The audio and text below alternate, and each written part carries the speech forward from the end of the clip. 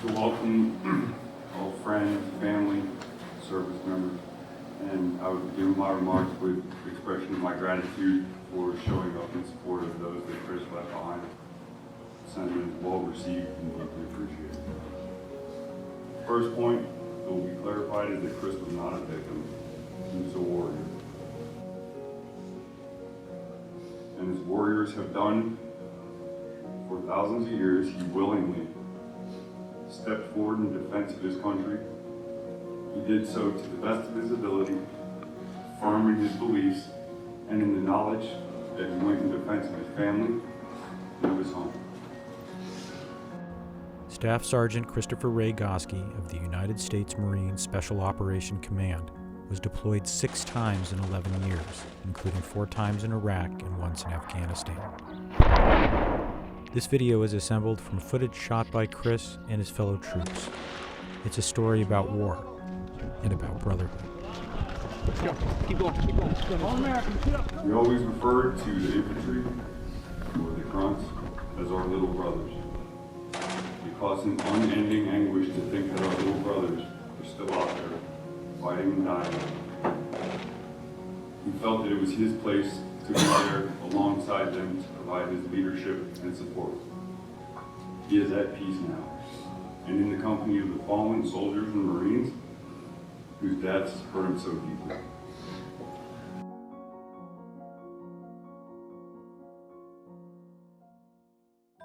Chris Goski was born on May 1st, 1981. Mike followed a few minutes later. It's the way it would always be. They grew up in Red Oak, Texas, a small town just south of Dallas. As children, they were very gentle, very loving.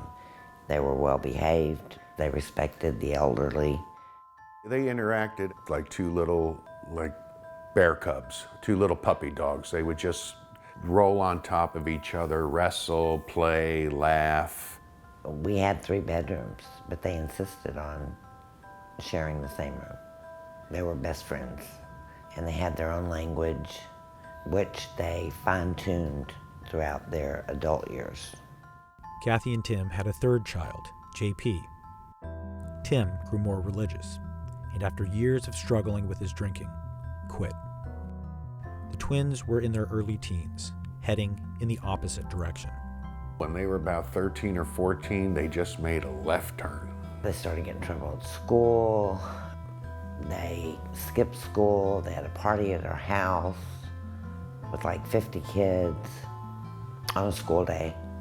Mike and Chris were real fighters for about 5 or 6 years.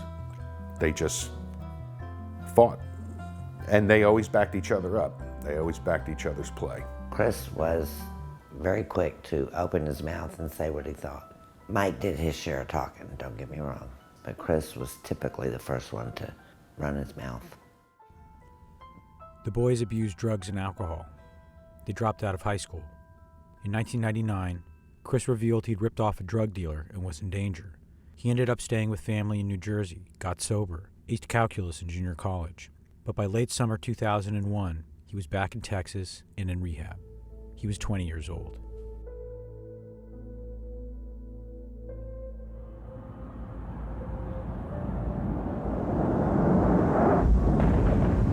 At 9:03 a.m. on September 11, 2001, Flight 175 crashed into the South Tower of the World Trade Center. It entered a few floors above the offices of Morgan Stanley Dean Witter, where the twins' cousin worked. By chance, she wasn't in the building, but no one could reach her. The South Tower collapsed at 10:03. The North Tower stood for another 23 minutes. Mike and Chris took it very personal, as we all did, and they answered the bell and wanted to go to war. Both of them were like, hell no, not here. Our grandfathers did their job. We're going to do our job. Chris enlisted in the Marine Corps on September 12th. By January 2003, he was serving in Djibouti. He was dedicated. He was exceptionally good at what he did. He actually had found his place in life. Mike graduated from boot camp at Fort Benning in June 2003. 2 months later, he was in Afghanistan with the Army's 10th Mountain Division, a designated marksman. I was proud of them, and I was scared to death every time they were deployed because they were always on the front lines. They told me not to worry. They knew what they were doing, and they'd be safe, and they'd be home.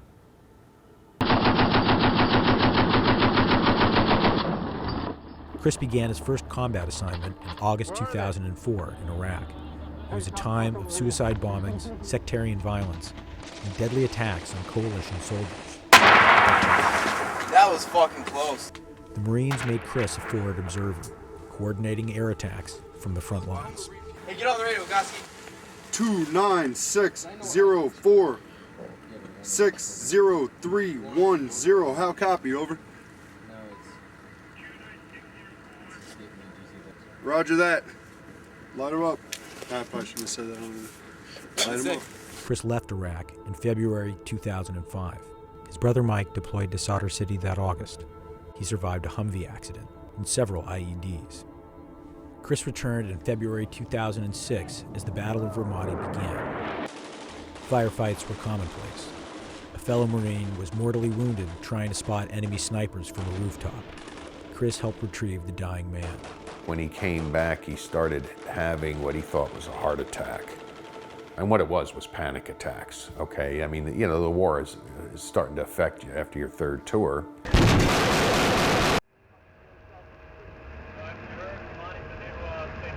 Yeah, the war's over, right?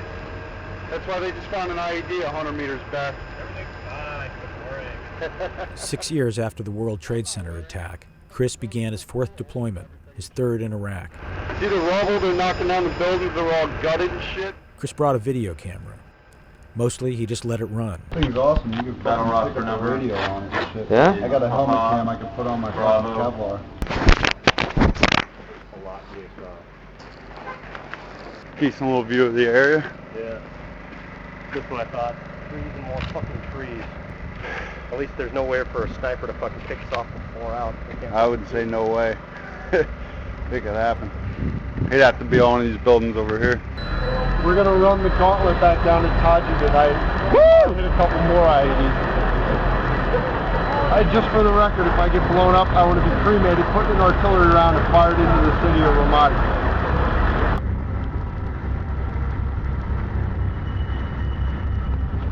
Fucking traffic jam.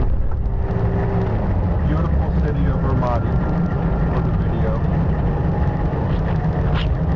Sinclair. He's a mean motor scooter. Burp nasty. The infamous. Yeah, hey, one of the things they found the other day was in one of the manholes, dude. It was like a fucking 120 Arty round in a manhole.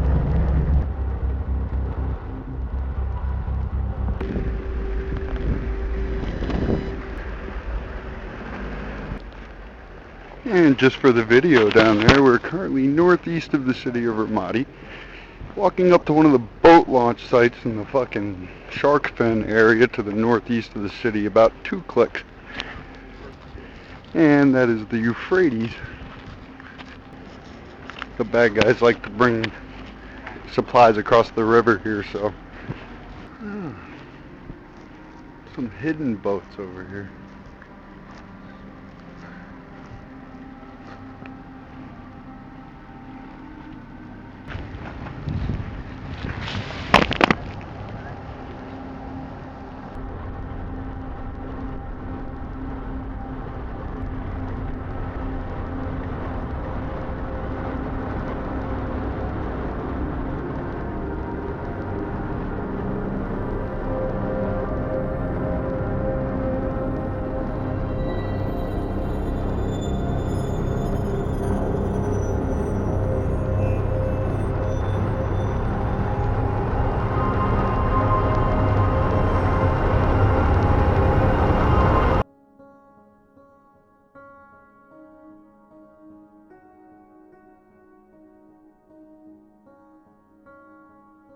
On December 10, 2008, Mike's wife, Alexis, gave birth to twin boys. They named them Mike and Chris. Chris returned to Iraq in March 2009, a few months after his own daughter was born. Mike joined the Green Berets and was back in Iraq in July. Chris underwent training to join Marine Corps Special Operations Forces. In November 2010, he deployed to a small outpost in northwest Afghanistan. The fighting was intense, and Chris was exhausted. He took pills to wake up, and he took pills to go to sleep. On April 24, 2011, Chris's close friend David Day, the team's explosives expert, was killed trying to defuse a bomb. Chris retrieved Dave's helmet and jawbone. There was nothing else left.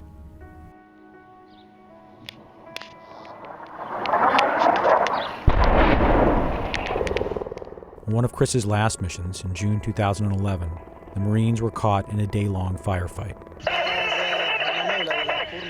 Chris called in airstrikes, some very close to his own position.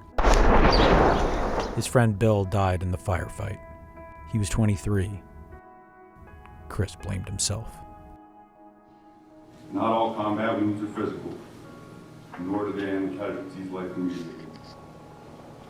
A teammate of his told me a day or two ago that they consider him to be the final Marine killed in action from the recent combat deployment. I know he is at peace now, and he will always be with us.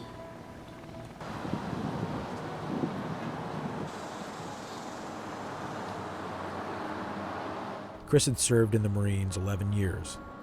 His commanding officer called him a battlefield multiplier. He'd been diagnosed with anxiety and depression. He had back, foot, and neck injuries. He had been drinking, and he was broke. On June 10, 2012, Christopher J. Goski shot himself with the gun his brother had given him as a present a few years earlier. He was 31 years old.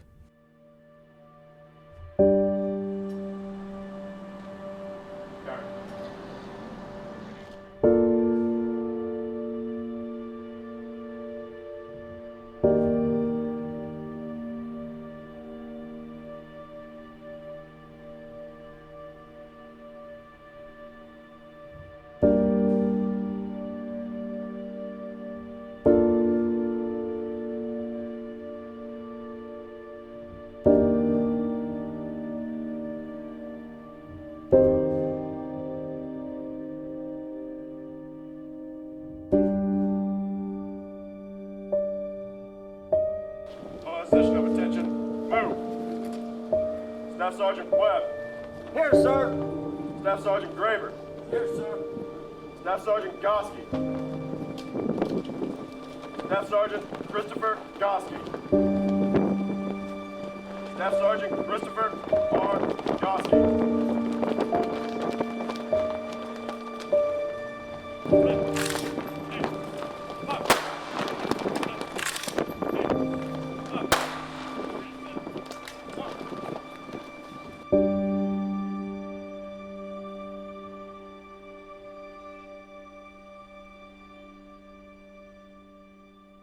The first year, he seemed okay. He was still active. He would go hunting and fishing and see old friends, and he stayed busy. But as time went, he got worse and worse and worse. He kept it from us. Mike had left active duty. He was in constant pain. He had neck and back injuries, a tear in his stomach, and traumatic brain injury. After troubles at home, Alexis left with the twins. Mike lost his house and moved in with his parents. He told his friends they didn't seem real to him anymore, that they were cartoon characters to him. He was armed and increasingly paranoid. It was very scary. And here's a Green Beret. I mean, he could do anything. You know, he would just forget. We'd be talking and he'd go, "What was I just saying?" And he goes, "I'm afraid I'm going to be this way forever." He got high on cans of keyboard cleaner. It made him hallucinate. He came running out into the living room looking for Chris. He said, I got you, Chris, I got you. And I was sitting in a chair over there, and I'm like, "Wake up, Mike, wake up. Are you sleepwalking? Are you having a bad nightmare?" He's like, no, I found Chris. I found Chris.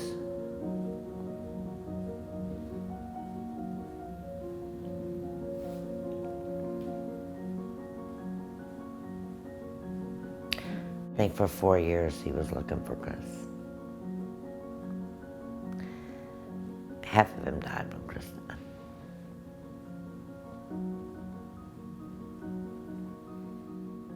On July 4th, 2016, Sergeant First Class Michael J. Goski died of acute poisoning from inhaling dust off in his apartment in Clarksville, Tennessee. Over 11 years, he served overseas 6 times, including 5 combat tours in Iraq and Afghanistan.